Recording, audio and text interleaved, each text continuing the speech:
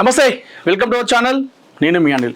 గత కొన్ని రోజులుగా తెలంగాణలో, రెండు తెలుగు రాష్ట్రాల్లో, దేశవ్యాప్తంగా కూడా మనం అనుకోవచ్చు. ఎందుకంటే ఈ వార్త రాష్ట్రాలు దాటి దేశవ్యాప్తం అయిపోయింది. సో నేషనల్ న్యూస్ అయిపోయింది ప్రజెంట్ ఈ వార్త. హనీ ట్రాప్, అదేవిధంగా ఇటు పోక్సో యాక్ట్. సో మొత్తానికి ఇది పోక్సో కేసు కిందనే పోలీసులు నమోదు చేసుకొని అదే కోణంలో దర్యాప్తు చేయడం జరుగుతుంది. మైనర్ బాలిక పెట్టిన కేసే వ్యాలిడ్గా ఉన్నట్టుగా అయితే మనకు తెలుస్తూ ఉంది. అంటే భగీరథ్ ఏమో హనీ ట్రాప్ పెట్టడం జరిగింది, మైనర్ బాలికేమో పోక్సో కేసు పెట్టడం జరిగింది. సో నన్ను లైంగికంగా వేయించాడని చెప్పేసి చెప్పడం జరిగింది కదా. ఆ కేసునే ఈ రెండు దాంట్లో పోలీసులు అయితే ఫైనల్గా, పోలీసులు అయితే ఫైనల్గా మైనర్ బాలిక ఇచ్చిన స్టేట్మెంట్నే పరిగణనలకు తీసుకొని ఆ విధంగా అయితే అడుగులు వేస్తూ ఉన్నారు. సో గత కొన్ని రోజులుగా కొంతమంది ఏమో మైనర్ బాలికకి సపోర్ట్ చేయడము, మరికొంతమంది ఏమో బండి భగీరథ్కి సపోర్ట్ చేయడము, భగీరథ్ మంచోడు కావాలనే చేస్తామని చెప్పేసి మరికొంతమంది, కొంతమంది ఏమో మైనర్ బాలిక దగ్గరనే న్యాయం ఉంది, బండి భగీరథ్ బాలికను మోసం చేశాడు అని చెప్పేసి రకరకాలుగా అటు వాళ్ళు ఇటు వీళ్ళు సోషల్ మీడియా అంతా కూడా మొత్తం రచ్చ అంతా మనం చూసాం కదా. సో ఫైనల్గా అయితే బండి భగీరథ్ ఏ క్షణంలోనైనా, ఏ సెకండ్లో అయినా అరెస్ట్ చేసేటువంటి అవకాశాలు అయితే మనకు ప్రస్తుతం ఎక్కువగా కనిపిస్తూ ఉన్నాయి, మెండుగా కనిపిస్తూ ఉన్నాయి. ఎస్, ప్రస్తుతం అయితే బండి భగీరథ్ కోసం పోలీసులు గాలింపు చర్యలు ముమ్మరం చేయడం జరిగింది. అంటే కరీంనగర్, హైదరాబాద్ ప్రాంతాల్లో ఆయన కోసం గాలింపు చర్యలు చేపట్టినట్టుగా తెలుస్తూ ఉంది. బండి భగీరథ్ ప్రస్తుతం అయితే పరారీలో ఉన్నాడు అని చెప్పేసి అయితే పోలీసులు చెప్తా ఉన్నారు. సో ఆయన ఫోన్ స్విచ్ ఆఫ్ ఉంది, పరారీలో ఉన్నాడు అని చెప్పేసి చెప్పడం జరిగింది. అయితే ఈ అరెస్టు మామూలుగా పోక్సో చట్టం అనేది చూసుకుంటే 18 సంవత్సరాలు అంటే తక్కువ ఉంటే మనం పోక్సో అనేది నమోదవుతుంది. అంటే 18 సంవత్సరాలు వస్తే మేజర్, 18 కంటే ఒక్కరోజు తక్కువ ఉన్నప్పుడు కూడా, అంటే ఈరోజు మన ఏజ్ వచ్చేసి 17 సంవత్సరాల 364 రోజులు అయినా కూడా రేపు 18 సంవత్సరాలు అడుగుపెట్టినప్పటికి కూడా ఈరోజు ఒకవేళ అది అబ్బాయి కానీ అమ్మాయి కానీ కేసు పెడితే అది పోక్సో చట్టం కిందకే పోతుంది. అంటే ఒక్కరోజు తేడాతోనే, అంటే గంటలలో తేడా, అంటే కొన్ని గంటలైతే 18 సంవత్సరాలు నిండుతుంది, నిండినప్పటికి కూడా ఒకరోజు ముందు కాబట్టి, అంటే 17 సంవత్సరాల 364 రోజుల వ్యవస్థ మన వయస్సులో ఉండగా కూడా కేసు పెట్టినా కూడా అది పోక్సో చట్టం కిందకే పోతుంది.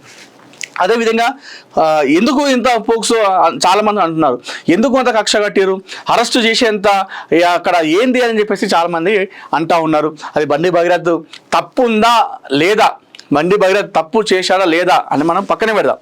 సో ఇది పోక్సో కేసు అనేది ఎట్లా ఉంటుంది అనేది ఒకసారి మాట్లాడుకుందాం. అంటే పోక్సో కేసు ఎట్లా ఉంటుంది అంటే 18 సంవత్సరాల కంటే తక్కువ వయసు ఉన్నవారు, అంటే 17 సంవత్సరాల ప్లస్, అంటే తక్కువ ఉండగా 17 కానీ 16, 15, 14 అంతకు చిన్న 18 సంవత్సరాల లోపు, అంటే 17, 18 ఆ గ్యాప్లో ఉన్నంత వరకు కూడా అది పోక్సో కిందకి పోతుంది. అయితే 18 సంవత్సరాల కంటే తక్కువ వయసు ఉన్నవారు, అటు అమ్మాయిలు కావచ్చు అబ్బాయిలు కావచ్చు, ఎవరైనా, ఇప్పుడు అందరూ చాలామంది కూడా కేవలం అది అమ్మాయి కాబట్టే పోక్సో అని చెప్పేసి అంటున్నారు. 18 సంవత్సరాల కంటే తక్కువ ఉన్న అబ్బాయి పైన కూడా ఇట్లాంటి ఏమైనా జరుగుతా కూడా అది పోక్సో కేసు కింద నమోదవుతుంది. అబ్బాయి కానీ అమ్మాయి కానీ ఎవరైనా సరే, కేవలం అమ్మాయిలకి వర్తించేది, అబ్బాయిలకు కూడా పోక్సో అనేది వర్తిస్తుంది. 18 సంవత్సరాల కంటే తక్కువ వయసు ఉన్నవారు, అమ్మాయి కానీ అబ్బాయి కానీ, వారి ఇష్టంతో చేసినా ఇష్టం లేకపోయినా చేసినా, మరొకసారి గుర్తుపెట్టుకోండి, వారి ఇష్టంతో చేసినా సరే, అది లైంగికంగానా, శారీరకంగానా, ఇంకే రకంగానా, సో వారు ఏ విధంగా కూడా, అంటే ఇష్టంతో కలిసారా లైంగికంగా, లేదా ఇష్టం లేకపోయినా అంటే బలవంతంగా, ఒకవేళ ఇష్టం ఉండి ఆ బాలిక కావచ్చు బాలుడి కావచ్చు, అంటే నేను ఈ కేసు గురించి మాట్లాడలేను, ఓవరాల్గా పోక్సో ఎట్లా ఉంటుందని చెప్తున్నాను. 18 సంవత్సరాల కంటే తక్కువ ఉన్న వాళ్ళు, అమ్మాయి కావచ్చు అబ్బాయి కావచ్చు, వాళ్ళకి ఒకవేళ ఇష్టం ఉండి వాళ్ళు శారీరకంగా కలిసినా కూడా, ఒకవేళ ఆ అమ్మాయో లేదా అబ్బాయో కేసు పెట్టినట్టయితే అది పోక్సో చట్టం కిందకే వెళ్తుంది ఖచ్చితంగా. ఎస్, అది పోక్సో కేసు పెడితే కేసు పెడితే అంటే మన చట్టాలు ఆ విధంగా ఉన్నాయి. సో అది ఒక అబ్బాయి కేసు పెట్టినా కూడా 18 సంవత్సరాలు తక్కువ ఉన్నటువంటి అబ్బాయి కూడా, బాలుడు కూడా ఒకవేళ కేసు పెట్టిననుకో, అతనికి ఇష్టం ఉండి కలిసినా కూడా ఒకవేళ అతను కేసు పెట్టిననుకో, అది ఇతరుల పైన కూడా అది కేసు నమోదు అవుతుంది, పోక్సో యాక్ట్. ఇష్టం లేకపోయినా కూడా అవుతుంది. ఇప్పుడు ఇక్కడ అయితే అదే తెలుస్తూ ఉంది. అంటే ఇష్టం లేకపోయినా కూడా శారీరకంగా కలిసిండు అనేది ఇక్కడ మనకు తెలుస్తూ ఉంది ఈ వార్తలో. అయితే ఒకవేళ ఇష్టం లేకపోయి కలిసినా కూడా ఆ తర్వాత కేసు పెడితే కూడా అది కూడా పోక్సో అవుతుంది. అంటే పోక్సో చట్టం అనేది ఎంత పవర్ఫుల్ అనేది చెప్తా ఉన్నాను. అంటే పోక్సో చట్టం అనేది ఎవరికైనా కేసు పడితే అది మనం తప్పించుకోలేం. న్యాయస్థానం నుండి కావచ్చు, పోలీసుల నుండి కావచ్చు, మనం తప్పించుకోలేం. పోక్సో చట్టం అనేది ఒకవేళ కేసు ఎవరిమైనా నమోదైంది అనుకోండి, ఇమ్మీడియట్ రెస్పాన్స్ ఉంటుంది. అంటే వెంటనే అరెస్ట్ చేస్తారు. సరే తర్వాత బెయిల్ వచ్చిందా లేదని పక్కన పెడితే, పోక్సో చట్టం కింద ఒకవేళ కేసు అయితే మాత్రం తీసుకెళ్ళి ఫస్ట్ లోపలికి ఇస్తారు, కస్టడీలో తీసుకుంటారు, పోయి జైల్లో వారేస్తారు. ఆ తర్వాత ఆ బెయిల్ తీసుకొస్తే ఆ తెల్లారి బెయిల్ తీసుకొచ్చిన కూడా రిలీజ్ చేస్తారు కావచ్చు, కానీ ఇమ్మీడియట్ రెస్పాన్స్ ఉంటుంది పోక్సో చట్టం అనేది. సో అందుకే చాలా జాగ్రత్తగా ఉండాలి. అంటే జాగ్రత్తలు వహించాలి. అంటే అమ్మాయిలు కావచ్చు, అబ్బాయిలు కావచ్చు, పురుషులు మహిళలు కూడా. సో ఈ విధంగా వర్తిస్తుంది. అరే మా ఇద్దరు ఇష్టంతోనే కలిసినాం కదా, మరి ఇష్టంతో కలిసినప్పుడు ఆ కేసు పెడితే నా మీద ఎట్లా పోక్సో అవుతుంది. అది ఆ పోక్సో చట్టం అనేది అట్లా ఉంటుంది అన్నట్టు. ఇష్టంతో 18 సంవత్సరాల కంటే తక్కువ ఉన్న వాళ్ళు ఇష్టంతో కలిసినా, ఇష్టం లేకపోయినా కలిసినా, ఒకవేళ ఆ అమ్మాయో అబ్బాయో కేసు పెట్టినట్టయితే అది పోక్సో చట్టం కిందకే వెళ్తుంది, పోక్సో కేసుగా నమోదవుతుంది. ఇక్కడ ఇష్టం లేకపోయినా కలిసిండని చెప్పేసి ఆ బాలిక అయితే చెప్పడం జరిగింది ఈ ఇన్ఫర్మేషన్లో. అయితే పోక్సో కేసు నమోదు కావడంతో సో జైళ్ళకు తీసుకెళ్తారు కాబట్టి ఆ జైల్లోకి వెళ్లకుండా బండి భగీరథ తరపున న్యాయవాది ముందస్తు బెయిల్ పిటిషన్ వేయడం జరిగింది. సో మాకు బెయిల్ కావాలని చెప్పేసి పిటిషన్ వేయడం జరిగింది. అంటే ఆ పిటిషన్ వేసేంత సమయంలో కూడా బండి భగీరథ్ పోలీస్ స్టేషన్కి విచారణకు రమ్మన్న కూడా రాలేదు, బయట ఎవరు కూడా కనిపించలేదు. జస్ట్ ఒక నోట్ అయితే వచ్చింది. ఎందుకు కనిపించలేదు అంటే పోక్సో కేసు కాబట్టి జైలుకి తీసుకెళ్తారు కాబట్టి, అరెస్ట్ చేస్తారు కాబట్టి, సో ఆయన అజ్ఞాతంలో ఉండే ఆ లేఖను కూడా బయటికి రిలీజ్ చేయడం జరిగింది. ఎవరు కూడా కనిపించలేదు, ఆ విచారణ కూడా హాజరు కాలేదు. ఒకవేళ అక్కడ హాజరైతే తీసుకెళ్తారేమో, అరెస్ట్ చేస్తారేమో అని చెప్పేసి వీళ్ళు చేయడం జరిగింది. అయితే ఈ అరెస్టు కావద్దు అనేటువంటి ఉద్దేశంతోనే అజ్ఞాతంలో ఉండి ఇదంతా చేయడం జరిగింది కదా. అయితే నిరంజన్ రెడ్డి భగీరథ్ తరపున మాకు ముందస్తు బెయిల్ కావాలని చెప్పేసి పిటిషన్ వేసిండు. నిన్న రాత్రి, శుక్రవారం రాత్రి వరకు కూడా దీనిపైన హైకోర్టులో చాలా సేపు విచారణ జరిగింది.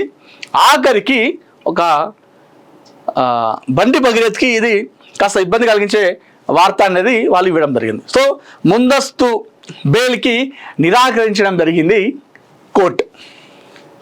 మేము బెయిల్ ఎలాంటి బెయిల్ ఇవ్వమని చెప్పేసి చెప్పడం జరిగింది హైకోర్టు. దీంతో ఒక్కసారిగా షాక్ గురి కావడం జరిగింది అటు బండి భగీరథ్ కావచ్చు, ఆయన తరపు న్యాయవాదులు కావచ్చు. సో ఇప్పుడు ఏంటి అంటే సో తుది తీర్పు అనేది మే 21 నాడుకు వాయిదా వేసింది. మే 21 వరకు వాయిదా వేయడం జరిగింది హైకోర్టు. సో లాస్ట్ ఫైనల్గా ఆ రోజు నాడు చెప్తామని చెప్పేసి చెప్పడం జరిగింది. మరి ఈ లోపు ఇక్కడ ముందస్తు బెయిల్ కూడా బండి భగీరథ్ పైన ఉంది కదా, ఆ ముందస్తు బెయిల్ని కూడా కొట్టేసింది. తీర్పు నిరాకరించింది. అతనికి బెయిల్ ఇవ్వద్దు అని చెప్పేసి నిరాకరించింది. మరి ఇప్పుడు బండి భగీరథ్ని ఏం చేస్తారు పోలీసులు అంటే, సో ఆయన దొరికితే మాత్రం ఖచ్చితంగా ఆయనను అరెస్ట్ చేస్తారు. ఎప్పటి వరకు అంటే ఏదైతే మే 21 తేదీ నాడు ఉంది కదా వాయిదా ఉంది కదా, ఆ వాయిదా వరకు కూడా ఆయన పోలీస్ కస్టడీలోనే ఉండాలి. అది రూల్. ఎందుకంటే పోక్సో కేసులో నమోదైతే ఆ నిందితుడు ఎవరైనా సరే అప్పుడు పోలీస్ కస్టడీలోనే ఉండాలి. సో ఇప్పుడు తుది తీర్పు ఏమో 21 నాడు ఇచ్చింది. ఈరోజు తేదీ చూసుకుంటే 16.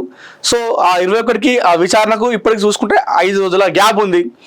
ఈరోజు మళ్ళా దాంతోపాటుగా నిన్న నైట్ అతని ముందస్తు బెయిల్ కూడా క్యాన్సిల్ చేసింది. మరి ఈ 5 రోజులు కూడా బండి భగీరథ్ ఒకవేళ దొరికితే, ఒకవేళ వచ్చి ఆయన లొంగిపోయినా లేకపోతే ఆయన దొరికినా ఆయన తీసుకెళ్ళి 5 రోజులు కస్టడీలోకి తీసుకుంటారు పోలీసులు. ఇది ఖాయంలాగా అనిపిస్తూ ఉంది. ఎందుకంటే దీనిపైన ప్రస్తుతం తెలంగాణ ప్రభుత్వం కూడా చాలా సీరియస్గా ఉంది. రేవంత్ రెడ్డి గారు ఈ కేసుని చాలా అంటే చాలా ఒక ప్రెస్టేజ్ లాగా తీసుకోవడం జరిగింది. ఎందుకంటే ఆయన పైన వస్తున్న కొన్ని వార్తలు కావచ్చు, అదేవిధంగా ప్రభుత్వం పైన విమర్శలు కావచ్చు, వీటన్నిటి నేపథ్యంలో చాలా అంటే చాలా సీరియస్గా ఉన్నాడు రేవంత్ రెడ్డి. సో నిన్న ఒక మీటింగ్లో కూడా మాట్లాడుతూ కూడా ఈ బండి భగీరథ్ ఇష్యూ గురించి సుదీర్ఘంగా మాట్లాడడం జరిగింది. చాలాసేపు మాట్లాడాడు. ఆయన ఒక క్లారిటీతో ఉన్నాడు. బండి భగీరథ్ విషయంలో రేవంత్ రెడ్డి, ముఖ్యమంత్రి రేవంత్ రెడ్డి చాలా అంటే చాలా క్లారిటీగా ఉన్నాడు. ఏంటంటే ఎవరైనా సరే ఖచ్చితంగా మా ప్రభుత్వం అరెస్ట్ చేస్తుంది. ఇన్ని రోజులు ఎందుకు లేట్ అయింది, అటు కేటీఆర్ కావచ్చు, అదేవిధంగా బండి భగీరథ్ తండ్రి విషయంలో కావచ్చు, అదేవిధంగా ఆర్ఎస్ ప్రవీణ్ మధ్యలో ఏం పంచాయతీ ఉందో నాకు తెలియదు కానీ సో దాన్ని ప్రభుత్వానికి ఆపాదిస్తున్నారు. అక్కడ బాలిక మైనర్ అని చెప్పింది. సో వయసు తక్కువ ఉంది అని చెప్పేసి చెప్పడం జరిగింది. ఇది మైనర్ కేసు అని చెప్పేసి చెప్పడం జరిగింది. ఆయన క్లారిటీ ఇచ్చేసిండు, ఆ బాలిక మైనర్ అని చెప్పేసి చెప్పడం జరిగింది. చాలామంది కూడా మైనర్ కాదు మేజర్ అని చెప్పేసి చాలామంది చెప్తా ఉన్నారు. వాటన్నిటికీ శుభం కార్డు పలికిండి నిన్న ముఖ్యమంత్రి రేవంత్ రెడ్డి.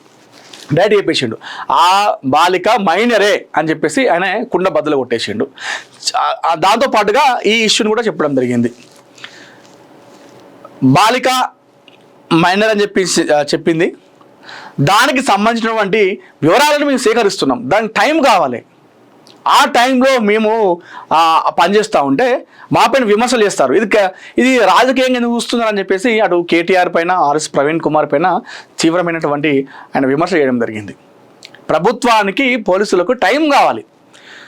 వాస్తవానికి కూడా ముఖ్యమంత్రి రేవంత్ రెడ్డి గారు ఈయన మాట్లాడుతుంటే చాలా మంచి అనిపించింది. ఎందుకంటే ముఖ్యమంత్రి స్థాయిలో ఇట్లాంటి, ఎందుకంటే వాళ్ళ దగ్గర చాలా పెద్ద పెద్ద పంచాయతీలు ఉంటాయి, ఇట్లాంటి కేసులను తెలుస్తుంది, వాళ్ళ దృష్టికి వస్తుంది. కానీ మరీ దానిపైన దాని ఏమంటారు మన విశ్లేషణ ఇచ్చేంత అంతా అయితే పట్టించుకోరు. కానీ రేవంత్ రెడ్డి గారు ఈ ఇష్యూలో డేట్తో సహా చెప్పడం జరిగింది. బాలిక మే 8 నాడు ఫిర్యాదు చేసిందని చెప్పేసి చెప్పడం జరిగింది. మే 7వ తారీఖు నాడు బండి భగీరథ్ కరీంనగర్లో ఫిర్యాదు చేయడం చెప్పడం జరిగింది. ఆ బాలిక మైనర్ అని చెప్పడం జరిగింది. ఆ బాలిక తల్లి చెప్పే విశేషాలు కూడా చెప్పడం జరిగింది. ఇటు బండి భగీరథ్ తరపున ఉన్నటువంటి అన్ని ఆయన తేట తెల్లని చేసిండు. సో బండి భగీరథ్ ఇష్యూలో, మైనర్ బాలిక ఇష్యూలో ముఖ్యమంత్రి రేవంత్ రెడ్డి చాలా అంటే చాలా క్లారిటీతో ఉండడం జరిగింది. ఆయన నిన్న రాత్రి సమయంలో మాట్లాడిన మాటలు చూస్తే బండి భగీరథ్ పైన ఖచ్చితంగా చర్యలు తీసుకుంటున్నటువంటి భావన కలుగుతోంది అందరికైతే. ఖచ్చితంగా తీసుకుంటాడు పక్కా. ఎందుకంటే రేవంత్ రెడ్డి మనం గతంలో అనుకున్నాం అల్లు అర్జున్ అరెస్ట్ చేస్తారా, అంత మామూలుగా సినిమా ఇండస్ట్రీ అనేది ప్రభుత్వాలకి ఎప్పుడైనా దగ్గర స్నేహబంధం ఉంటుంది. సినిమా హీరోలు కావచ్చు, అదేవిధంగా ప్రభుత్వాలు కమ్యూనికేషన్ బాగుంటుంది. కానీ రేవంత్ రెడ్డి మొదటిసారి దాన్ని అట్లా ఉండదని చెప్పేసి నిరూపించిండు. అల్లు అర్జున్ అరెస్ట్ చేస్తారా అని చెప్పేసి అనుకున్నాం, మనం చేయరని చెప్పేసి అనుకున్నాం. ఒక మెగా ప్రొడ్యూసర్ హీరో కొడుకు ఆయనే, చిరంజీవి గారికి మేనల్లుడు, ఇవన్నీ ఉంటాయి కదా, ఇవంతా చూసుకుని అరెస్ట్ చేస్తారా, అంత సీన్ ఉందా అని చెప్పేసి చాలామంది అనుకున్నారు. కానీ చేసి చూపించిండు. అల్లు అర్జున్ ఒకటే రోజు కావచ్చు అరెస్ట్ అయింది, కానీ జైలుకైతే ఒక రోజు పంపించిండు రేవంత్ రెడ్డి. ఆ విషయంలో చాలా క్లారిటీగా ఉన్నాడు అప్పుడు కూడా. ఇప్పుడు కూడా ఈ ఇష్యూలో కూడా చాలా క్లారిటీగా ఉన్నాడు. సో బండి భగీరథ్ని రాజకీయంగా వాళ్ళ తండ్రి పొలిటీషియన్ కాబట్టి, ఒక స్థాయిలో ఉన్నాడు కాబట్టి వీళ్ళిద్దరి మధ్యలో అదంతా ఏం లేదు, ఖచ్చితంగా ఏం లేదు. రేవంత్ రెడ్డి గారు నిన్న మాట్లాడిన మాటలతో మనకైతే తెలుస్తూ ఉంది బండి భగీరథ్ పైన ఖచ్చితంగా న్యాయపరమైన, అంటే ఇటు వీళ్ళ తరపున వాళ్ళ తరపున అన్ని చూసి కరెక్ట్ ఉంటే ఖచ్చితంగా ఈయన తప్పు ఉంటే మాత్రం ఖచ్చితంగా ఈయన తీసుకెళ్ళి అరెస్ట్ జైల్లో వేస్తాడు రేవంత్ రెడ్డి. ఇదైతే నమ్మకం కలిగించింది నైటు ఆయన మాట్లాడిన మాటలతో. సో అటు పోలీసులు కూడా సీరియస్గా చెప్పడం జరిగింది. రేవంత్ రెడ్డి గారు కూడా పోలీసు వాళ్ళు కూడా ఈ కేసును చాలా సీరియస్గా తీసుకున్నారు. ప్రస్తుతం బండి భగీరథ్ కోసం ఆయన ఏ క్షణంలో అయినా ఎక్కడ దొరికినా కూడా ఆయన అరెస్ట్ చేయొచ్చు అనేటువంటి వార్తలు అయితే మనకు కనిపిస్తూ ఉన్నాయి. అది ఎప్పుడు మరి ఈరోజు దొరుకుతారా, రేపు దొరుకుతారా, మరి మే 21 వరకు అజ్ఞాతంలోనే ఉంటారనే విషయం అయితే మనకు ఇంకా తెలియదు. కానీ పోలీసులు అయితే ఆయన కోసం గాలింపు చర్యలు చేపట్టినట్టుగా తెలుస్తూ ఉంది. అటు కరీంనగర్ వాళ్ళ సొంతూరు అక్కడ కాబట్టి, ఇంకా హైదరాబాద్లో పోలీసులు ఆయన కోసం గాలిస్తున్నట్టుగా తెలుస్తూ ఉంది. నిన్న మాట్లాడుతూ కూడా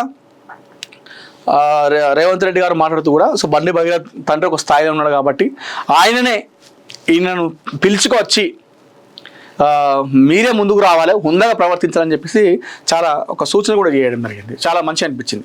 సో ఏదేమైనప్పుడు కూడా మొత్తానికైతే బండి భగీరథ్ ఇష్యూ అనేది సో అది ఖచ్చితంగా ఆయన పైన చర్యలు తీసుకుంటారు అనేటువంటి ఒక నమ్మకం అయితే కలుగుతూ ఉంది జనాల్లో. ఖచ్చితంగా అటు ప్రభుత్వం కావచ్చు, అదేవిధంగా ప్రభుత్వంలో ఉన్నటువంటి నాయకులు మాట్లాడిన విధానం కావచ్చు, అటు ముఖ్యమంత్రి రేవంత్ రెడ్డి గారు, పొన్నం ప్రభాకర్, నిన్న ముఖ్యమంత్రి రేవంత్ రెడ్డి గారు మాట్లాడుతున్నైతే కన్ఫర్మ్ అయిపోయింది. ఖచ్చితంగా బండి భగీరథ్ పైన చర్యలు తీసుకుంటున్నారు అనేటువంటి విషయం అయితే క్లారిటీగా అర్థమైపోయింది. సో ఇప్పుడైతే పోలీసు వాళ్ళు కూడా భగీరథ్ కోసం చూస్తూ ఉన్నారు. ఆయనకు ముందస్తు బెయిల్ కూడా రాదు కాబట్టి ఆయన ఎప్పుడు దొరికినా గాలింపు చర్యలు చేపట్టారు, ఎప్పుడు దొరికినా కూడా ఆయన అరెస్ట్ చేస్తారు. సో లొంగిపోతే బెటర్ అనేది నా ఒపీనియన్. లొంగిపోతే బెటర్ అనేది నా ఒపీనియన్. ఎందుకంటే ఆయనకి ఇబ్బంది కలగదు, వాళ్ళ తండ్రి గారు కూడా ఇబ్బంది కలగదు అనేది నా ఉద్దేశం. ఎందుకంటే పాపం అనవసరంగా ఇందులో ఆయన తండ్రి గారిని బదనం చేయడం జరిగింది చాలామంది కూడా రాజకీయంగా. అది అనవసరం, అది అవసరం లేని విషయం. నువ్వు ఇట్లా చేయి బిడ్డ అని చెప్పేసి ఏ తండ్రి కూడా చెప్పాడు. కానీ దీన్ని ఎట్లా చేసారంటే ఆయన రాజీనామా చేయమంటున్నారు. చాలా అంటే చాలా ఏ విధంగా రాజీనామా చేస్తాడు, ఏ విధంగా రాజీనామా చేస్తారు? అటు కాంగ్రెస్ వాళ్ళు కావచ్చు, కొంతమంది మాట్లాడేది కావచ్చు, ఇటు బీఆర్ఎస్ వాళ్ళది కావచ్చు మాట్లాడేది. తప్పది. మన గతంలో ఎమ్మెల్యే కొడుకు షకీల్ అనుకుంటా ఒక ప్రమాదం చేస్తే 2-3 చనిపోయారు. మరి ఆ ప్రమాదం మరి షకీల్ కొడుకుని ఏం చేశారు? షకీల్ని రాజీనామా చేయమని చెప్పేసి అడిగారు గతంలో. ఎందుకు అంటే కొడుకులు కూతుళ్ళు చేసిన పనికి తండ్రి కావచ్చు, ఆ తల్లి కావచ్చు, ఎందుకు వాళ్ళు అది చేస్తారు? ఏ తండ్రి అయినా కూడా కొడుకు నువ్వు ఇది చేయరా అని చెప్పి చెప్పడు ఎక్కడైనా కూడా. తప్పది. రాజకీయంగా దీన్ని అసలు ముందుకు తీసుకెళ్ళద్దు. కానీ చాలామంది కూడా దీన్ని అట్లా ప్రయత్నం చేస్తూ ఉన్నారు. ఆ విధంగా ఎందుకు పోర్ట్రేట్ చేస్తూ ఉన్నారు? అలా తండ్రి పాపం అంటే నేను చూసిన కంటే చెప్తా ఉన్నాను. అంటే చిన్న కౌన్సిలర్ నుండి, అర్బన్ బ్యాంకు డైరెక్టర్ నుండి, చిన్నపాటి కౌన్సిలర్ నుండి, కార్పొరేటర్ నుండి ఎంపీగా ఎదిగి ఒక జాతీయ పార్టీకి రాష్ట్ర అధ్యక్షుడిగా చేసిండు. 2 లక్షల మెజార్టీతో సెకండ్ టైం గెలిచి కేంద్ర మంత్రి స్థాయిలో వెళ్ళడం అనేది నాట్ ఏ జోక్. అంటే ఇప్పుడున్నటువంటి రాజకీయ ఇన్ఫ్లుయెన్స్ ప్రకారం చూసుకుంటే, అంటే ఇప్పుడున్నటువంటి ఈ వారసత్వ రాజకీయాలు చూసుకుంటే ఆయన ఎంతో కష్టపడ్డాడు. చాలా కష్టపడ్డాడు. అంటే ఒకప్పుడు రాజకీయాలు వేరు, ఇప్పుడు రాజకీయాలు వేరు. కానీ ఇప్పుడు రాజకీయాలు కూడా ఆయన తట్టుకొని నిలబడి చిన్నపాటి కౌన్సిలర్, కార్పొరేటర్ నుండి ఈరోజు కేంద్ర మంత్రి అంటే మామూలు విషయం కాదు. కానీ ఈ విషయంలో ఆయనను ఇన్వాల్వ్ చేయడం అనేది కరెక్ట్ కాదు. అది రాజకీయం చేయడం అనేది కరెక్ట్ కానే కాదు. చాలా తప్పది. అనవసరంగా ఆయనను బ్లేమ్ చేస్తున్నారు. కానీ ఇది తప్పు చేసింది కూడా విచారణ చేపడితే చెప్తారు. బండి భగీరథ్ తప్పు చేస్తే తప్పు చేసినని చెప్తారు, లేకపోతే లేదని చెప్తారు. ఏమని అనాలి కానీ తండ్రిని తీసుకురావడము ఏంటి ఇది? సో అది ఎట్టి పరిస్థితుల్లో అది ఎవరైనా సరే, మీడియా వాళ్ళు కూడా కొంతమంది చాలా చేస్తూ ఉన్నారు. కొంతమంది, అందరు కాదు, కొంతమంది మాత్రం. అది డిజిటల్ మీడియానా మరి శాటిలైట్ మీడియానా పక్కన పెడితే వాళ్ళ తండ్రిని గారిని ఇన్వాల్వ్ చేయడం అనేది తప్పు. ఆయన మాట్లాడడం జరిగింది. నేను టైం వీళ్ళకపోయినా నాకు కొడుకు అని చెప్పేసి చెప్పడం జరిగింది పాపం. అప్పటికి కూడా కేంద్ర మంత్రి, పార్లమెంట్ అంటే సభ్యుడు అంటే ఢిల్లీలో ఎక్కువ ఉంటాడు, టైం వీళ్ళకపోయిండు అని చెప్పేసి చెప్పడం జరిగింది పాపం. తప్పు. సో ఈ ఇష్యూలో బండి భగీరథ్ తండ్రి గారిని ఇన్వాల్వ్ చేయడం, రాజకీయం చేయడం అనేది తప్పండి. ఆయన ఎందుకు రాజీనామా చేస్తాడు, ఆయన ఎందుకు అది చేస్తాడు నాకు అర్థం కాదు. నేను ఇప్పుడు ఈయన చేసిన పని నేను ఒప్పుకుంటలేదు, తప్పే అని చెప్తున్నా. అరెస్ట్ చేయాలని చెప్పేసి చెప్తున్నాను నేను. అంటే ఆయన తప్పు చేసినా లేదా అంటే పోక్సో కేసు నమోదైతే ఆ లా ప్రకారం, ఆ న్యాయం ప్రకారం చూసుకుంటే అరెస్ట్ చేయాలి ఖచ్చితంగా నిందితుడు ఎవరైనా సరే. నేను అదే చెప్తున్నా. కానీ వాళ్ళ తండ్రిని ఇన్వాల్వ్ చేయడం అనేది తప్పు, రాజకీయం చేయడం అనేది చాలా తప్పది. సో మొత్తానికైతే పోలీసులు అక్కడ గాలింపు చర్యలు చేపట్టినట్టు తెలుస్తూ ఉంది. ఏ క్షణంలోనైనా బండి భగీరథ్ను అరెస్ట్ చేసేటువంటి అవకాశాలు అయితే కనిపిస్తూ ఉన్నాయి. సో అరెస్టు దిశగా బండి భగీరథ్ అని చెప్పేసి మనం ఫైనల్గా చెప్పుకోవచ్చు.